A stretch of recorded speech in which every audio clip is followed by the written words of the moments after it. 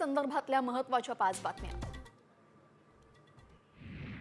घाटकोपरमध्ये पुन्हा एकदा मराठी गुजराती वाद टोकाला गेला। तुम मराठी लोक गंदे हो, तुम मच्छी मटण खाते हो असं म्हणत सोसायटीतील 4 कुटुंबांना दररोज अपमानित केलं जायचं। अत्यंत खालच्या दर्जाची भाषा वापरली जायची। मनसेनं आता या संदर्भात आवाज उठवलाय। या सोसायटीमध्ये जाऊन मनसे कार्यकर्त्यांनी गुजराती लोकांना दम दिलाय।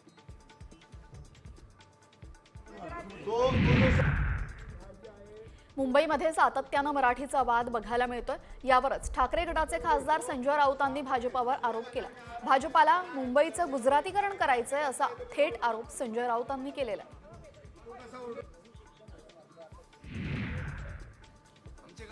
मराठी कुटुंबाला त्रास द्याल तर कानाखाली जाळ काढू असा इशारा मनसे मुंबई अध्यक्ष संदीप देशपांडेंनी दिला।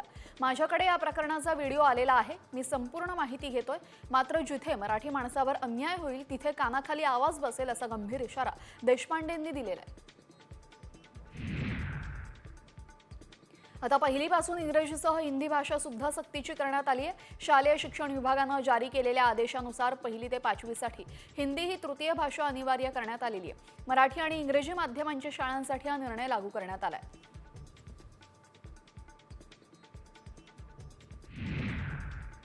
महाराष्ट्रात मराठी आलीच पाहिजे, मात्र राष्ट्रभाषा सुद्धा यावी अशी प्रतिक्रिया मुख्यमंत्री फडणवीसांनी दिलेली आहे। राज्यामध्ये पहिलीपासून इंग्रजीसह हिंदीत सुद्धा सक्ती करण्यात आलेली आहे। दरम्यान याच संदर्भात त्यांनी माध्यमांशी संवाद साधला।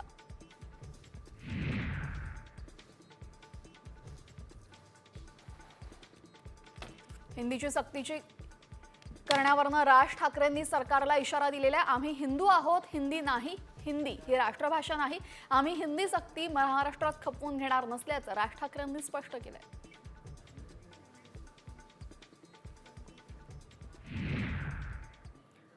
आता पाहूयात वक्फ कायदा संदर्भातल्या महत्त्वाच्या 5 बातम्या।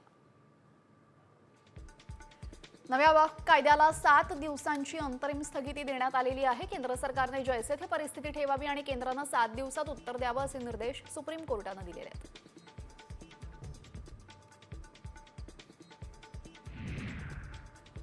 सुनावणी दरम्यान केंद्र सरकारने सर्वोच्च न्यायालयाकडे 7 दिवसांचा अवधी मागितल्यानंतर न्यायालयाने त्याला मंजुरी दिलेली आहे। तसेच यानंतरची प्रकरणाची सुनावणी 5 मे रोजी दुपारी 2 वाजता ठेवण्यात आलेली आहे। सध्याचे सरन्यायाधीश संजीव खन्ना येत्या 14 मे रोजी निवृत्त होत असून त्याआधीच या प्रकरणाची सुनावणी घेतली जाईल।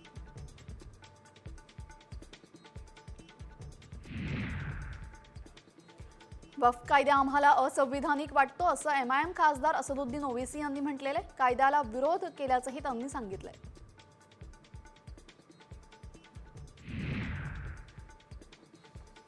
वक्फ बोर्ड सारखे कायदे आणणं चुकीचं असल्याची प्रतिक्रिया काँग्रेस नेते विजय वडेट्टीवार यांनी दिलेली आहे। तसेच असे कायदे सर्वांनाच लागू करा असंही वडेट्टीवार म्हणतायत।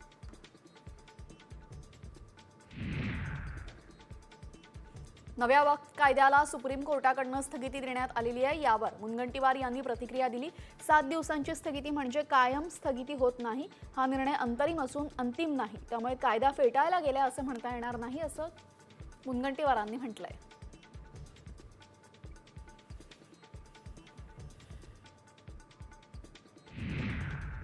आता पाहूयात मराठवाड्यातल्या टॉप 5 बातम्या। माजी मंत्री धनंजय मुंडेंना पुन्हा मंत्रिपद मिळू दे अशी इच्छा नामदेव शास्त्रींनी व्यक्त केली। सगळ्यांनी मिळून भगवान बाबाला प्रार्थना करा, चांगली वाणी बंद पडली आहे ती पुन्हा सुरू व्हावी, पुन्हा पहिल्या पदावर येऊन समाज कल्याण त्यांच्याकडून घडू दे असं वक्तव्य महंत नामदेव शास्त्रींनी केलंय।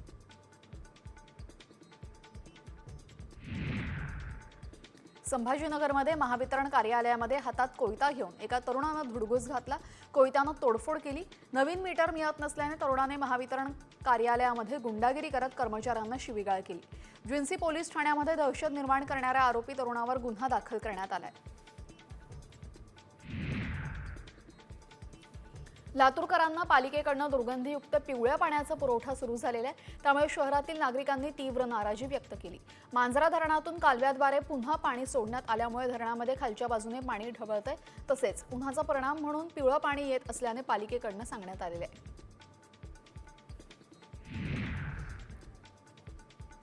नांदेडमध्ये पाणीपुरी खाल्ल्याने 30 ते 35 विद्यार्थ्यांना विषबाधा झाली आहे। त्यांच्यावर नांदेडच्या शासकीय आणि खासगी रुग्णालयामध्ये उपचार सुरू आहेत। सध्या सर्व विद्यार्थ्यांची प्रकृती स्थिर आहे। काल रात्री पाणीपुरी खाल्ल्यानंतर विद्यार्थ्यांना मळमळ आणि पोटदुखीचा त्रास झालेला।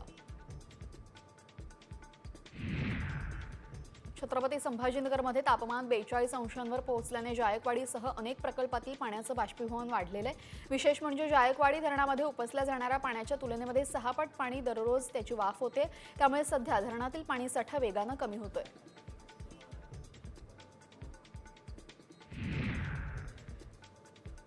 नांदेडच्या मार्केटमध्ये काळ्या हळदीला प्रति किलो 1000 रुपये इतका दर मिळतोय। त्यामुळे कमी क्षेत्रामध्ये अधिक फायदा काळ्या हळदीच्या शेतीमुळे होतोय। अर्धापूर तालुक्यातील शिवार गोडेकर या शेतकऱ्यानं ही लागवड केली असून या हळदीचा बाजारभाव साधारण 3 लाख रुपये एवढा आहे।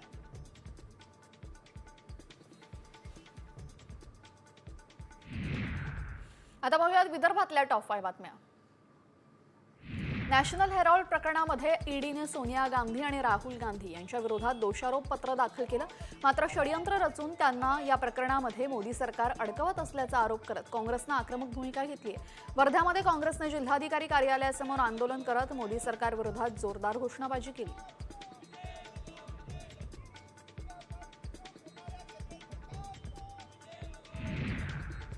ठाकरे गटाच्या कार्यकर्त्यांनी अकोला महापालिका कार्यालयामध्ये जोरदार राडा घातला।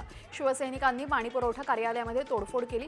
यावेळी शहरातील मलकापूर भागामध्ये गेल्या काही दिवसांपासून 10 दिवसाआड पाणीपुरवठा होतोय। या विरोधात संतप्त नागरिकांसह ठाकरे गटाच्या कार्यकर्त्यांनी आज अकोला महापालिका कार्यालयात धडक दिलेली आहे।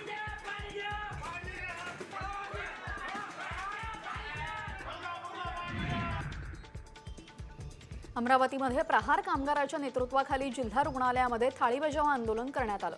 रुग्णालयातील कर्मचाऱ्यांच्या वेतनामध्ये तफावतीचे 34 लाख रुपये तातडीने जमा करायचे निर्देश देण्यात आले। बैठकीमध्ये निर्देश देऊनही अद्यापही रक्कम जमा न झाल्याने आंदोलन करण्यात आलं। बुलढाणा जिल्ह्यातील बऱ्याच गावांना यंदाच्या उन्हाळ्यामध्ये तीव्र पाणीटंचाईचा सामना करावा लागणार असल्याचा अंदाज यंत्रणांनी व्यक्त केलाय। अर्धा जिल्हा पाणीटंचाईच्या छायेमध्ये असल्याने प्रत्येकाने पाणी जपून वापरण्याची गरज आहे। यवतमाळ जिल्ह्यामध्ये 27,000 लाडक्या बहिणी अपात्र ठरल्या आहेत। लाडकी बहिणी योजनेसाठी 7,19,000 महिलांनी अर्ज केले। 6,92,000 महिला योजनेसाठी पात्र ठरल्या। या लाभार्थ्यांना आतापर्यंत 9 हप्ते वितरित करण्यात आले आहेत।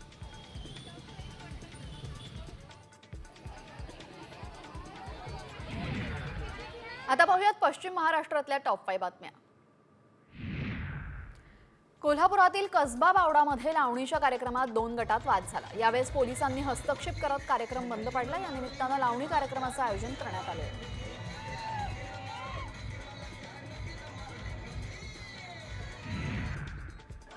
इचलकरंजी इथं आर्थिक देवाणघेवाणीवरून महिलांनी थेट गावभाग पोलीस ठाण्यामध्ये गोंधळ घातला। चक्क हातात चप्पल घेऊन पद्मजा इंगवले या महिलेवर धाव घेत मारहाण करण्याचा प्रयत्न झाला। दरम्यान पद्मजा इंगवले यांच्यावर सुदर्शना उर्फ गंगा कांबळे यांच्या फिर्यादीवरून अदाखलपात्र गुन्हा दाखल करण्यात आला।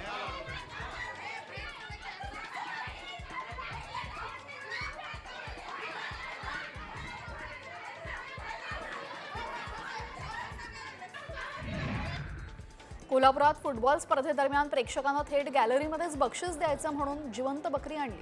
चंद्रकांत चषक फुटबॉल स्पर्धेदरम्यान हा संपूर्ण प्रकार घडला असून कोल्हापूर स्पोर्ट्स असोसिएशनने यावर कारवाई केली। स्पर्धेचे संयोजक असलेल्या बालगोपाल तालीम मंडळावर 5,000 रुपयांची दंडात्मक कारवाई करण्यात आली। जळगावच्या 40गाव तालुक्यामध्ये भूजल पातळी घटलेली आहे। काही महिन्यांपूर्वी शेतकरी ठिबक सिंचन प्रणालीवर भर देतात, त्यामुळे जमिनीतील पाणी उपसा वाढलेला आहे। भूजल पातळीमध्ये 1 मीटरने घट झाली असल्याचं समोर आलेलं आहे, त्यामुळे पाणी टंचाईची शक्यता निर्माण झाली आहे।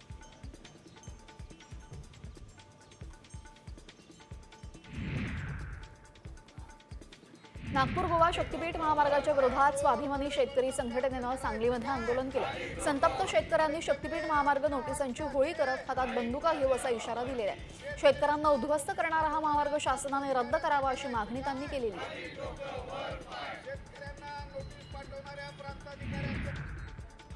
सांगलीमधल्या कुरपळ गावामध्ये हनुमान यात्रेनिमित्त गौतमी पाटीलचा सांस्कृतिक कार्यक्रम आयोजित करण्यात आलेला। यावेळेस ग्रामीण भागातील महिलांनी फार मोठ्या प्रमाणात उपस्थिती दर्शवल्याने गौतमी पाटीलने महिला वर्गाचे शेवटी आभार मानले आणि समाधान व्यक्त केलं।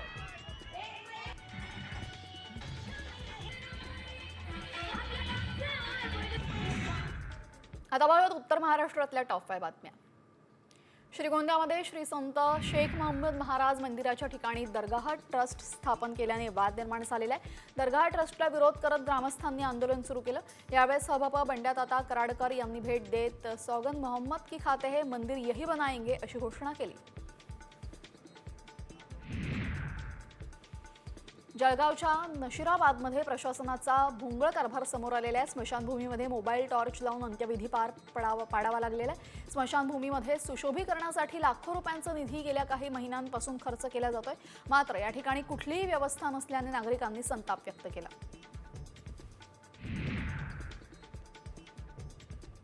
अहिल्यानगर सारख्या श्रीगोंदामध्ये ग्रामस्थांनी आमरण उपोषण सुरू केलं. संत मोहम्मद महाराज ट्रस्टचा चुकीचा ठराव त्वरित रद्द करायची मागणी त्यांनी शासनाकडे केली. यावेळेस कीर्तनकार बंड्याताता कराडही उपस्थित होते. धुळ्यातील तापमानामध्ये सातत्याने वाढ होती. आज धुळ्यामध्ये 43° तापमानाची नोंद करण्यात आली. गेल्या 6 दिवसांपासून 42° तापमान असताना आज 1 अंशानं तापमान वाढलंय. त्यामुळे रस्त्यावर अक्षरशः शुकशुकाट पाहायला मिळतोय. नंदुरबारमध्ये आतापर्यंत सर्वात जास्त उच्चांक तापमानाची नोंद झालेली आहे. गेल्या 8 दिवसांपासून तापमानाचा पारा 43° पोहोचलेला आहे. वाढत्या उष्णतेमुळे नागरिक हैराण झाले असून प्रशासनाकडे काळजी घेण्याचं आवाहन करण्यात आलंय.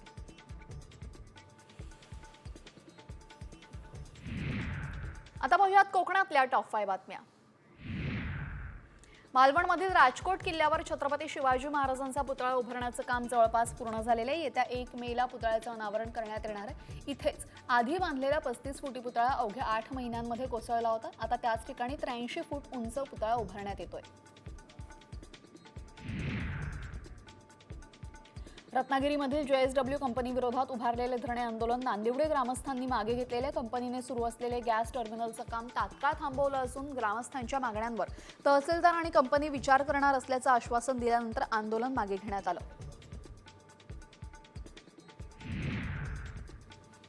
कोकण रेल्वे मार्गावर रात्री मेगाब्लॉक घेण्यात आलेला आहे. सिंधुदुर्गातील वैभववाडी कोकीसरे भुयारी मार्गाच्या कामासाठी रात्री 11:30 ते पहाटे 3:30 दरम्यान मेगाब्लॉक असेल. रात्री कोकणामध्ये मार्गातील रेल्वेवर मेगाब्लॉकचा परिणाम होणार नाही. मात्र कामास उशीर झाला तर सकाळी वाहतुकीवर परिणाम होण्याची शक्यता आहे. रत्नागिरीतील एसटी महामंडळ आर्थिक संकटात सापडले. त्यांच्याकडे डिझेल ऑइल कंपन्यांचे 5 कोटी रुपये थकलेत. तर कर्मचाऱ्यांच्या सेवानिवृत्तीनंतर रजा रोखण्याचे 4 कोटी देणं बाकी आहेत. त्यातच एसटी विभागाला महिन्याला 1 कोटीचा तोटा सहन करावा लागतोय. रायगड जिल्ह्यामध्ये अल्पवयीन मुली सुरक्षित आहेत का असा गंभीर प्रश्न निर्माण झालाय. 4 दिवसांमध्ये अल्पवयीन मुलींचा विनयभंग केल्याच्या 3 घटना रायगडमधून समोर आल्यात. शाळकरी मुलींवरील अत्याचाराच्या सलग घडणाऱ्या घटनांमुळे रायगडमध्ये शाळकरी मुली सुरक्षित आहेत का असा प्रश्न यामुळे निर्माण झालाय.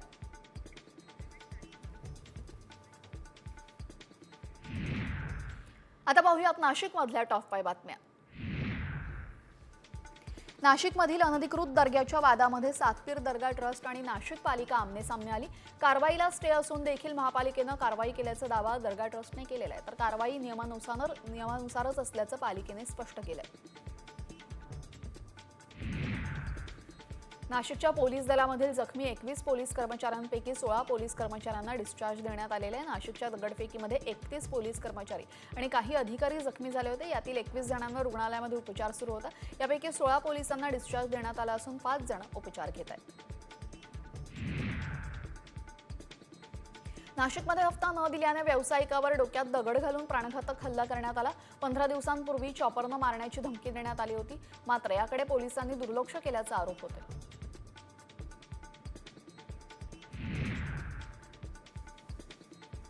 नाशिकच्या निफाडमध्ये शरद जोशी शेतकरी संघटनेनं सत्ताधारी पक्षाविरोधात आंदोलन केलेले. महायुतीने शेतकऱ्यांना कर्जमाफी, लाडक्या बहिणींना 2100 रुपये अशा विविध मागण्यांचा जाहीरनामा प्रसिद्ध केला.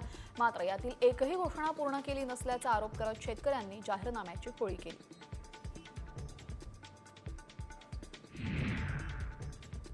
नाशिक पुणे महामार्गावर नांदूर-शिंगोटेजवळ गोमांस घेऊन जाणाऱ्या गाडीचा अपघात झाला. गाडीतील गोमांस रस्त्यावर पडल्याने काही काळ वाहतूक कोंडी झालेली. तर अपघातानंतर गाडी चालक फरार झाला. वावी पोलीस ठाण्यामध्ये या प्रकरणी गुन्हा दाखल झाला असून पोलिसांकडून तपास सुरू आहे.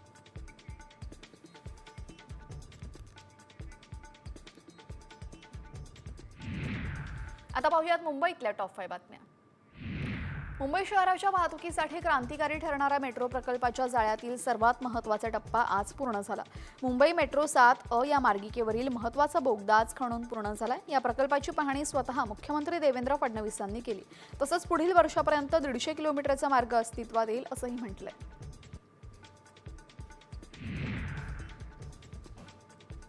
शेतकरी कर्जमाफीसाठीच्या आंदोलनावर प्रहार संघटनेचे अध्यक्ष बच्चू कडू ठाम आहेत. त्यांची आज कृषी मंत्री माणिकराव कोकाटे यांच्यासोबत भेट झाली. 28 तारखेला आंदोलनाची पुढील दिशा ठरवणार असल्याचं त्यांनी जाहीर केलं.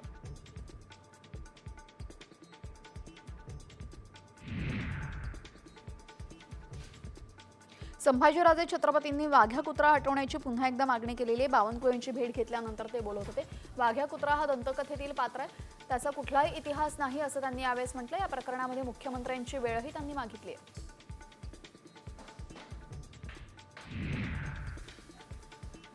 जीएसटीमुळे आता विद्यार्थ्यांना भुर्दंड पडणार आहे. मुंबई विद्यापीठाला 16 कोटींचे जीएसटी भरण्याची नोटीस आलेली आहे. विद्यापीठाला 2017 पासूनचा जीएसटी भरण्यासाठी केंद्रीय जीएसटी विभागानं नोटीस बजावलेली. त्यामुळे आता सरकारी विद्यापीठांना सुद्धा उत्पन्नातील वाटा केंद्र सरकारला द्यावा लागणार आहे. मुंबईतील पाणी प्रश्नावरनं ठाकरे गट आक्रमक झाला. मुंबईच्या विविध पालिका कार्यालयांवर आज शिवसेना ठाकरे गटानं मोर्चा काढून प्रशासनाचा निषेध केला. के पश्चिम विभाग कार्यालयावर आज माजी मंत्री आमदार अनिल परब यांच्या नेतृत्वाखाली हंडा मोर्चा काढण्यात आला.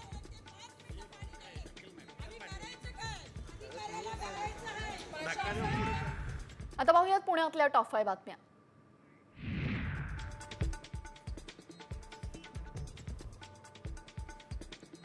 काँग्रेसचे माजी आमदार संग्राम थोपटे सोमवारी भाजपामध्ये प्रवेश करणार आहेत. साम टीव्हीला सूत्रांनी माहिती दिली असून संग्राम थोपटे हे भोरमधील काँग्रेसचे माजी आमदार आहेत. 3 वेळेस संग्राम थोपटे या मतदारसंघामधून विजयी झाले होते. त्यामुळे पुण्यामध्ये काँग्रेसला मोठा धक्का बसणार आहे. भाजपच्या खासदार मेधा कुलकर्णी यांनी मशिदीत घुसून गोंधळ घातला असल्याचा आरोप होतोय. मेधा कुलकर्णी यांनी मशिदीमध्ये घुसून गोंधळ घातला असल्याचा आरोप केला. तर मेधा कुलकर्णी यांना अटक करा अशी मागणी नॅशनल कॉन्फरन्स फॉर मायनॉरिटीकडनं करण्यात आलेली आहे. पुण्यामध्ये राष्ट्रवादी काँग्रेस शरदचंद्र पवार पक्षानं एल्गार आंदोलन पुकारले. वाढत्या महागाईच्या विरोधामध्ये राष्ट्रवादी शरदचंद्र पवार पक्ष रस्त्यावर उतरलाय. राज्य आणि केंद्र सरकारच्या विरोधात हे आंदोलन करण्यात आलं. पिंपरी चिंचवडमधील मेट्रो स्थानकाबाहेर पार्किंगची सुविधा कधी मिळणार असा सवाल प्रवाशांनी विचारला. मेट्रोच्या मोरवाडी स्थानकामध्ये पार्किंगची सोय उपलब्ध करून देण्यात आलेली, मात्र शहरातील 6 पैकी 5 स्थानकांमध्ये पार्किंगची सोय नाहीये. मेट्रो स्थानकाबाहेर अधिकृत पार्किंग नसल्याने प्रवाशांना बेवारसपणे वाहनं उभी करावी लागतात.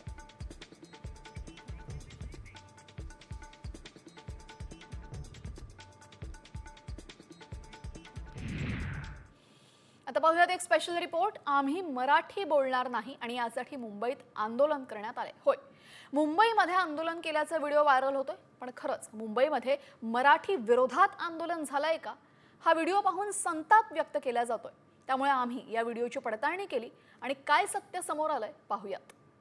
हा व्हिडिओ पाहून तुमच्या तळपायाची आग मस्तकात गेल्याशिवाय राहणार नाही. कारण मुंबईतच राहून परप्रांतीय मराठी भाषेविरोधात आंदोलन करतायत. आम्ही मराठी बोलणार नाही असं बॅनर हातात घेऊन आंदोलन केल्याचा दावा करण्यात आलाय. मुंबईत राहून हे मुंबई विरोधात आंदोलन करूच कसे शकतात असे सवाल आता उपस्थित केले जात आहेत. मराठी भाषेविरोधात मुंबईतच आंदोलन. परप्रांतीयांची मराठी विरोधात घोषणाबाजी. व्हायरल व्हिडिओ मागचं सत्य काय? मुंबईतल्या ताज हॉटेल आणि गेटवे ऑफ इंडिया समोर उभं राहून हे मराठी विरोधात आंदोलन केल्याचं दिसतंय. त्यांच्या हातात आम्ही मराठी बोलणार नाही असं बॅनर दिसतायत. हा व्हिडिओ पाहून मराठी माणसांमध्ये संतापाची लाट पसरली आहे. काहींनी तर हे आंदोलन कुणी केलं याचा शोध सुरू केलाय, तर काहींनी त्यांना थेट धमकीवजा इशाराच दिलाय. मात्र खरंच हे आंदोलन झालंय का? आंदोलन करणारे नक्की कोण होते याची सत्यता जाणून घेणं गरजेचं आहे. कारण यामुळं मराठी परप्रांतीय असा वाद निर्माण होऊ शकतो. त्यामुळे आमच्या टीमनं या व्हिडिओची पडताळणी सुरू केली. त्यावेळी आमच्या पडताळणीत काय सत्य समोर आलं पाहूया. मराठी भाषेविरोधात मुंबईत आंदोलन झालेलं नाही. ताज हॉटेल बाहेरील आंदोलनाचा व्हिडिओ खोटा आहे. व्हायरल व्हिडिओ AI टेक्नॉलॉजीनं तयार करण्यात आलाय. AI टेक्नॉलॉजीचा गैरवापर करून दिशाभूल केली जातीये. मराठी भाषेच्या जनजागृतीसाठी व्हिडिओ बनवला गेलाय. हा व्हिडिओ AI टेक्नॉलॉजीचा वापर करून बनवण्यात आलाय. मात्र हा व्हिडिओ वेगानं व्हायरल होत असून त्यामुळे संताप व्यक्त केला जातोय. आमच्या पडताळणीत मराठी विरोधात मुंबईत आंदोलन झाल्याचा दावा असत्य ठरलाय.